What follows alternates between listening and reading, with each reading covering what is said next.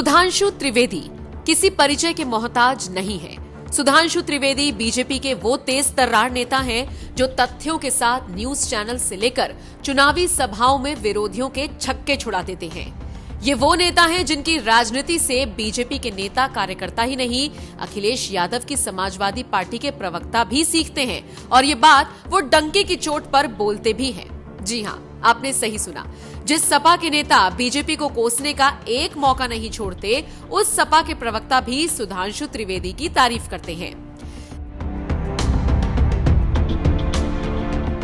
दरअसल बीजेपी के राष्ट्रीय प्रवक्ता सुधांशु त्रिवेदी अक्सर न्यूज चैनल्स पर किसी न किसी डिबेट में शामिल होते रहते हैं और बीजेपी के साथ साथ मोदी सरकार का भी जोरदार तरीके से पक्ष रखते हैं। कुछ ही दिनों पहले वो आज तक न्यूज चैनल पर एक डिबेट में शामिल हुए थे, जहां उन्होंने जोरदार तरीके से बहस करते हुए एक के बाद एक ऐसे तमाम मोदी विरोधी नेताओं के नाम गिना डाले जिन्हें बीजेपी ने गठबंधन धर्म निभाते हुए पूरा सम्मान दिया, लेकिन बाद में वही नेता बीजेपी को छोड़कर चले गए। बीजेपी प्रवक्ता सुधांशु त्रिवेदी ने इसी डिबेट की एक वीडियो ट्विटर पर पोस्ट करते हुए लिखा, बीजेपी ने अपने से छोटी पार्टियों को नेतृत्व दिया, बसपा से जेडीएस, जदयू तक सभी का हमने साथ दिया, लेकिन हमसे जो अलग हुए अकाली दल, शिवसेना, जदयू, उनके हाल सभी को पता है। वहीं भारत जोड़ो की बात करने वालों के समय जाति, भाषा, क्षेत्रों में बटा धमाकों से थर्राता भारत अच्छा लगता था, अब डर लगता है। बीजेपी प्रवक्ता ने कुछ इसी तरह से कांग्रेस की धज्जियां उड़ाई तो उनके इस करारे जवाब की सपा भी फैन हो गई। तभी तो समाजवादी पार्टी की प्रवक्ता डॉक्टर रोली तिवारी मिश्रा ने भी सोशल मीडिया जैसे सार्वजनिक मंच पर डंके की चोट पर बीजेपी नेता सुधांशु त्रिवेदी की तारीफ की और एक ट्वीट में कहा, विपक्ष में हूं पर आपकी जबरदस्त प्रशंसक हूं और रोज आपसे सीखती हूं। सपा प्रवक्ता रोली तिवारी के इस ट्वीट से आप समझ सकते हैं कि बीजेपी नेता सुधांशु त्रिवेदी की कितनी जबरदस्त फैन फॉलोइंग है। यहाँ तक कि सियासी विरोधी भी उनसे सीखते रहते हैं। इतना ही नहीं, एक परिपक्व नेता के तौर पर जिस तरह से सपा प्रवक्ता रोली तिवारी ने खुलेआम निसंकोच के साथ ये बात बोल दी कि वो बीजेपी प्रवक्ता से सीखती हैं, उसकी भी काफी तारीफ हो रही है। ट्विटर यूजर मयूर जोशी ने लिखा, ये सुंदर बात है कि मतभेद हो पर समर्थन हमेशा सत्य का करना। निलय विर्क नाम के ट्विटर यूजर ने लिखा, निसंकोच आपके प्रकट किए हुए इस भाव का सम्मान करता हूं, पर आप वाकई सुधांशु जी की हर एक बात समझ रही हो तो आप विपक्ष में नहीं रहती, पर आप जैसे सरल मन के लोगों का भी विपक्ष में रहना अच्छा लगता है और जरूरी भी है।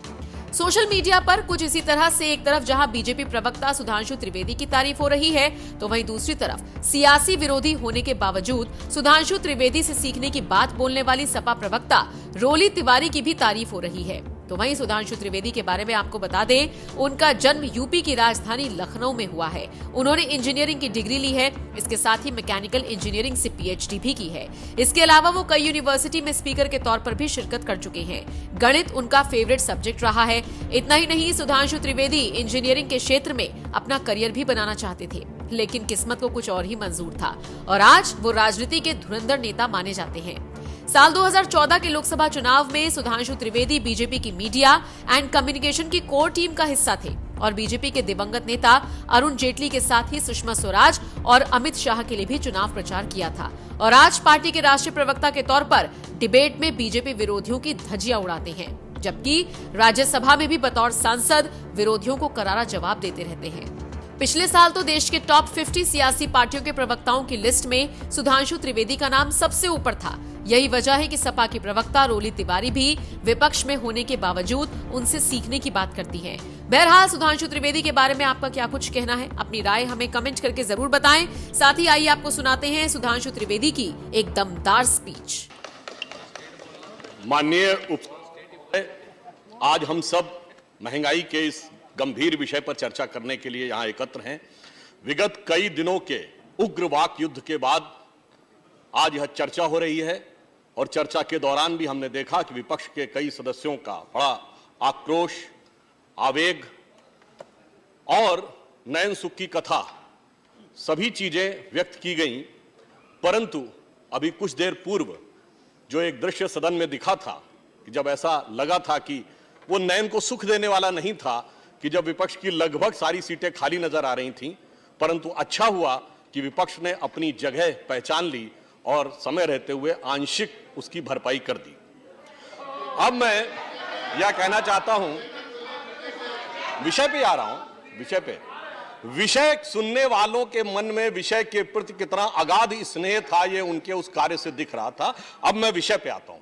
विषय बहुत व्यापक है, महंगाई का विषय बहुत व्यापक है, इसलिए इसको गंभीरता से और व्यापकता से समझने की आवश्यकता है। आज यह बताया जा रहा है कि महंगाई बहुत गंभीर स्थिति में है, परंतु मैं अभी याद दिलाना चाहता हूं कि 2019 का लोकसभा चुनाव एकमात्र ऐसा चुनाव था जिसमें महंगाई मुद्दा नहीं था, और 2004 का लोकसभा चुनाव छोड़ दें, अन्यथा हर चुनाव में महंगाई मुद्दा होता था। आज की महंगाई की हम बात करें तो भारत में रेट ऑफ इन्फ्लेशन जो अगस्त के महीने की है वो 7.01% है। अब यदि हमें महंगाई को पूरी तरह समझना है तो थोड़ा इसको व्यापक रूप से समझना होगा। मैं अपने विपक्ष के सदस्यों से कहूंगा कि वो जरा इस बात पर मुलाहिजा फरमाएंगे कि इस समय विश्व में महंगाई की दर में इटली में 7.9% है, जर्मनी में 7.5% है, कनाडा में 8.1% है, यूरोपियन यूनियन में 8.9% है, यूएन में 9 सोर्स के साथ बोलूंगा, बिल्कुल बिल्कुल, जर्मनी में, यूएस में 9.1%, ब्रिटेन में 9.4%, Why are you wasting your energies? Spain में 10.8%. Sit down, sit down. What is the source of your raising this issue? Right. No, please. No, it will not go on record. You are wasting time. We have hardly 36 minutes time. And you are... Let me complete the sentence, sir. And China में 2.5% है। China में इसलिए कम है क्योंकि उनके consumer price index का जो criteria है, जिसमें उन्होंने फूड और क्लोथिंग को ज्यादा महत्व दे रखा है, and the source is south China morning post, उन्होंने अपनी रिपोर्ट में इस बात को दर्ज किया है। अब आप आइए महंगाई की दर। आज ये कोई मुश्किल बात नहीं है कि पूरे दुनिया के देशों में महंगाई की दर क्या है, जाके चेक कर लीजिए। भारत की महंगाई की दर 7% है। दुनिया में 63 देश ऐसे हैं जहां महंगाई की दर 10% से ऊपर है। इतना ही नहीं है, कुछ देशों में 50%, 100% और कुछ देशों में 200% भी महंगाई की रेट है। इसके बावजूद हमारे देश में 7% महंगाई की रेट है। महंगाई है, मैं इससे इनकार नहीं करता हूं, परंतु अब मैं आपको और भी सोर्स के साथ बताता हूं। समस्या सिर्फ इतनी ही व्यापक नहीं है, इसकी व्यापकता पे ध्यान दीजिए। विश्व की सबसे बड़ी अर्थव्यवस्था अमेरिका, उसमें पहली बार अपना स्ट्रेटेजिक ऑयल रिजर्व खोला in order to curtail inflation, and the source is 23 नवंबर 2021 व्हाइट हाउस की प्रेस रिलीज। कभी बताइए, आपको ज्ञात इतिहास में ध्यान हो, बहुत बड़े बड़े विद्वान ज्ञाता लोग हैं हमारे विपक्ष में, जब उन्हें याद हो कि अमेरिका ने महंगाई को नियंत्रित करने के लिए अपना स्ट्रेटेजिक ऑयल रिजर्व खोला हो, और उस खोलने के बाद कितना अंतर आया है। अमेरिका के एनर्जी डिपार्टमेंट की प्रेस रिलीज 26 जुलाई 2022, वो ये कहती है कि स्ट्रेटेजिक ऑयल रिजर्व खोलने के बाद भी 40 सेंट पर गैलन ही कम हुआ है। यानी समस्या कितनी व्यापक और गहरी है, उसे समझने के लिए यह आवश्यकता। बिल्कुल साहब, टू दी पॉइंट बोल रहे हैं। जब आप बात करने का प्रयास करते हैं तो समस्या कितनी व्यापक है उसको समझने का प्रयास करिए। समस्या, सब्जेक्ट है महंगाई, और महंगाई की बात मैं यह भी कह रहा हूं, हमारे विपक्ष के सबसे प्रमुख नेता ने जिस धरती से जाके ज्ञान दिया था, उस धरती पे 9.4% है ब्रिटेन में। ये बताइए, वहां से जाके महंगाई की बात की थी। हम विषय पे बात कर रहे हैं, और इसलिए विषय पे बात कर रहे हैं क्योंकि आपने वहीं से जाकर महंगाई के बारे में सबसे पहले बताया। अब मैं ये भी बताता हूं कि विश्व में महंगाई की समस्या सिर्फ इतनी नहीं है। हम सब ने, जी हम बिल्कुल बता रहे हैं, रिकॉर्ड में नहीं जाएगा। दुनिया में ही, देश में नहीं, दुनिया में भी क्या स्थिति है समझने की जरूरत है। आप हमारे मकान की मजबूती की बात कर रहे हैं तो जलजले पर भी नजर डालिए। और चाइना के अंदर भी मीडिया में यह रिपोर्ट है कि कितने बैंक जिन्होंने अपना डिफॉल्ट कर दिया पेमेंट, उसका तो लोकसभा में वित्त मंत्री महोदया ने विवरण दिया है। यूनान प्रोविंस में यह भी रिपोर्ट है कि बैंकों के बाहर टैंक लगाने पड़े। यानी यह स्थिति है विश्व में चारों तरफ अर्थव्यवस्था की। और समस्या सिर्फ इतनी नहीं है, आज यह कहा जा रहा है कि हम लोग मंदी की तरफ जा रहे हैं। महंगाई से बड़ा विषय सभापति महोदय मंदी का है, और इस पर फिर सोर्स के साथ बोल रहा हूं, ब्लूमबर्ग की पूरी दुनिया के, भारत सहित देशों के बारे में मंदी की रिपोर्ट भी उपलब्ध है, जिसके अनुसार इस समय अमेरिका के मंदी में जाने की संभावना है 38%, यूरोपियन यूनियन की है 50%, चीन की है 20%, ऑस्ट्रेलिया की है 20% और साउथ कोरिया और जापान की है 25%। अरे सुनिए तो, अरे आप पूरी बात, सभापति महोदय, देखिए मैं ये चाहूंगा कि सब लोग शांति से सुने तो बेहतर बात रहती है। सभी के लिए ये मेरा सूचना है। अब मैं आ रहा हूं के बारे में कमेंट मत करिए। अब ब्लूमबर्ग के अनुसार भारत की अर्थव्यवस्था को मंदी में जाने की संभावना है 0%। विषय पे आ रहा हूं, इसलिए मैं कहना चाह रहा हूं, मैं क्यों विषय बता रहा था। अरे हमारी हालत तो वो है कि समुद्र में सुनामी आई हुई है, अगल बगल के जहाज पलटे गिरे जा रहे हैं, हमारा कैप्टन कितनी सावधानी के साथ जहाज को लेकर आगे जा रहा है और ये कह रहे हैं कि अगल बगल के पलटते जहाजों को मत देखो, हमारे जहाज पे आते हुए हिचकोले को देखो। तो मैं कहना चाहूंगा कि हमारे प्रधानमंत्री मोदी जी तो इस प्रकार की परिस्थितियों के आदी रहे हैं। विपक्ष चाहे जितनी भी कांटे बिछाता रहे और कितनी विपरीत परिस्थितियां हो, मैं उनके लिए एक पंक्ति कहना चाहूंगा कि वह पथ क्या, पथिक कुशलता क्या, जो पथ में बिखरे शूल न हो, और नाविक की धैर्य परीक्षा क्या, जो धाराएं प्रतिकूल न हो। तो इस प्रतिकूल धारा में हम अपनी अर्थव्यवस्था को कैसे ले जा रहे हैं। अब अगली बात आती है, डॉलर के मुकाबले रुपए की वैल्यू कम हो रही है। डॉलर के मुकाबले रुपए की वैल्यू क्यों कम हो रही है और वास्तविकता में रुपए की स्थिति क्या है, यह भी मैं आपको बताना चाहता हूं कि इस समय प्रकाश जी ने इस विषय का थोड़ा सा जिक्र किया कि चाइना की करेंसी के मुकाबले रुपया स्थिर है, येन के मुकाबले रुपया बेहतर हुआ है, स्टर्लिंग पाउंड के मुकाबले स्थिर है और यूरो के मुकाबले थोड़ा इंप्रूव किया है। तो सिर्फ अमेरिका केंद्रित मानसिकता से थोड़ा बाहर आइए और उसके बाद भी आपको दिखेगा कि वास्तविकता क्या है। और अमेरिका में भी डॉलर के मुकाबले हमारी रुपए की वैल्यू क्यों कम हो रही है, क्योंकि अमेरिका अपने डॉलर के मूल्य बढ़ा रहा है। मैं फिर कोट कर रहा हूं, 27 जुलाई 2022 सीएनबीसी की रिलीज, वो कहता है federal reserve hike the interest rate by 0.7% points for second consecutive term in order to contain inflation. वो अपनी महंगाई को बचाने के लिए लगातार दूसरी बार 0.7% पॉइंट की बढ़ोतरी कर रहे हैं। इस कारण से डॉलर के मूल्य में आपको यह अंतर नजर आ रहा है। इसीलिए येन हो या यूरो हो या स्टर्लिंग हो, वो अंतर नहीं नजर आता है। अब भारत में हमने क्या किया, मोदी जी के नेतृत्व में निर्मला जी जो काम कर रही हैं, हमारी स्थिति क्यों बेहतर है, उसका भी मैं कारण बताना चाहता हूं।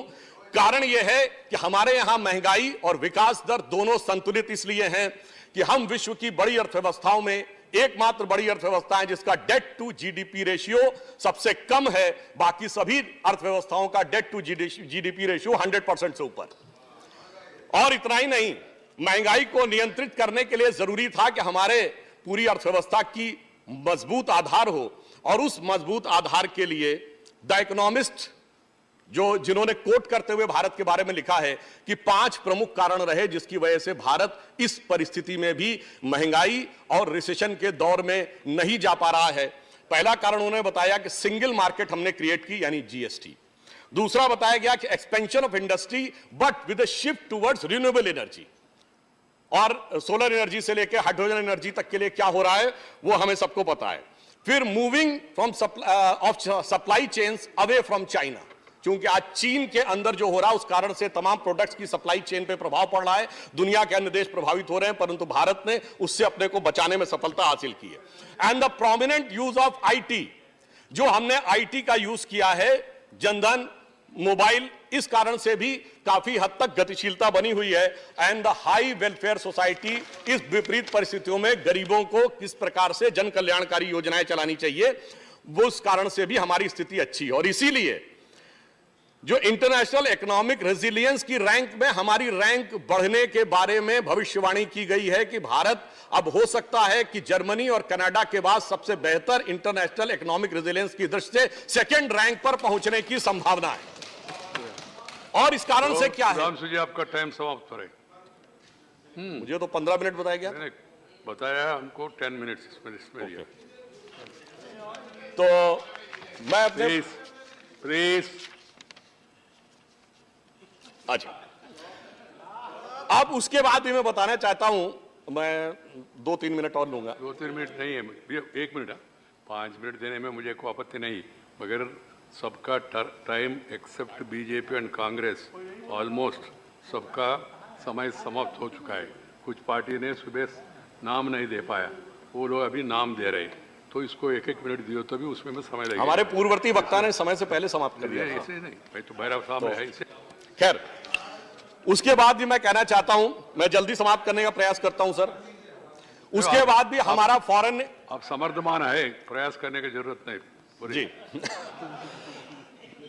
देखिए, उसके बाद भी हमारा फॉरेन एक्सचेंज रिजर्व इस समय ऑल टाइम हाई है, all time high foreign direct investment है। इसके बावजूद, जबकि यह भी यथार्थ है कि कुछ काम ऐसे हैं जो सिर्फ केंद्र सरकार कर रही, राज्य सरकारें नहीं कर रही हैं। जैसे नंबर 1, 80 करोड़ लोगों को अनाज देना, नंबर 2, सबको मुफ्त टीका लगवाना, नंबर 3, चाइना के सीमा के ऊपर भारी इंफ्रास्ट्रक्चर डेवलपमेंट करना, वहां पे कॉस्ट कई गुना ज्यादा आती है सामान्य उससे। इसलिए अब मैं यहां पर यह भी कहना चाहूंगा कि अगर आप पूरी तरीके से एनालिसिस करना चाहें घर के अंदर भी, तो हम यह भी बताना चाहेंगे कि इस समय कुछ राज्य ऐसे हैं जिनकी की परसेंटेज ऑफ इन्फ्लेशन राष्ट्रीय औसत से ज्यादा है, जिसमें तेलंगाना है, उसका 9.4% है, एडिलविस सोर्स है इसका, मैं अपने विपक्षी सदस्यों के लिए बता देना चाहता हूं, और बंगाल का 8.27% है, राजस्थान का 7.36% है। तो हम विराट दृष्टि से देखें या सूक्ष्म दृष्टि से देखें, हमें दोनों दृष्टि से यह समस्या समझ में आ रही है। परंतु मैं यह भी बताना चाहता हूं कि महंगाई की जब बात होती है सभापति महोदय, तो सिर्फ पिछली सरकार के जमाने की बातें नहीं बताई जाती। हम लोगों से कहा जाता है, आज तो यूट्यूब पे खूब अवेलेबल हैं लोगों के वीडियो, 50 साल की सबसे बड़ी महंगाई, 50 साल की सबसे बुरी अर्थव्यवस्था। मुझे याद आता है सभापति महोदय, हम 2022 में हैं, ठीक 50 साल पहले 1972 में आज है रेट ऑफ ग्रोथ 8.5%, और उस समय क्या थी, -0.55%। और इतना ही नहीं था, याद करिए उस समय रेट ऑफ इन्फ्लेशन कितनी थी, 16%, 28% की रेट ऑफ इन्फ्लेशन। 91 में सोना गिरवी रखा गया, कहते हैं उससे बुरी स्थिति थी। इसलिए मेरा मानना है कि जो बातें कही जा रही हैं वो यथार्थ पे कहें। मैं समराइज करते हुए कहना चाहूंगा, महंगाई को लेकर कितनी शिद्दत है हमारे विरोधियों में, हमें ध्यान आता है। भी कुछ दिन पहले कांग्रेस पार्टी की तरफ से एक प्रेस कॉन्फ्रेंस हुई जिसमें जिक्र किया गया कि 1 साल पहले जयपुर में एक रैली की थी महंगाई के लिए, मगर उस रैली में महत्वपूर्ण बात यह है कि कांग्रेस के चिर युवा नेता ने 10 मिनट हिंदू बनाम हिंदुत्व पर भाषण दिया था। यानी यह दर्शाता है कि दिल में क्या है और वास्तविकता में क्या है। परंतु इससे मुझे एक बात याद आई, मुझे लगा कि उनकी सोच बहुत सही थी, क्योंकि जिस जमाने में, I have to call the other person. I'm sorry. बस मैं समाप्त करता हूं, करिए। बस 2 लाइनें समाप्त कर रहा हूं। जिस जमाने में, याद करिए, जब उनकी सरकार थी तो रेट ऑफ ग्रोथ 2% थी, जिसको मजाक बनाया जाता था, हम लोगों का कहा जाता था ये 2% हिंदू ग्रोथ रेट है, और अब 8.5% है, ये हिंदुत्व की ग्रोथ रेट है। इसलिए ये अंतर है, जिनको नहीं समझ में आता था उनसे अब तक। और अंत में मैं सिर्फ ये कहना चाहूंगा कि तुलनात्मक दृष्टि से बहुत सारे आंकड़े थे, उसमें ना जाते हुए, हाँ, शक्ति सिंह जी ने कहा ईमानदारी से स्वीकार करिए कि महंगाई है। हम कहते हैं हाँ बिल्कुल है जनाब, मगर इस समय चमन में बाहर का नहीं खिजा का माहौल है। इसके बावजूद हमारे माली ने जिस ढंग से सींचने का प्रयास किया है, और आपने जो किया था, ये पंक्ति कहते हुए समाप्त करता हूं, महंगाई को लेकर जो थोड़ा कष्ट हो रहा है जनता का, उसके प्रति संवेदना व्यक्त करते हुए मैं कह रहा हूं, सुनिए, चमन को सींचने में पत्तियां कुछ गिर गई होंगी, यही इल्जाम हम पर लग रहा है बेवफाई का, मगर कलियों को जिसने रौंद डाला अपने हाथों से, वही दावा करे हैं अब चमन की रहनुमाई का। धन्यवाद।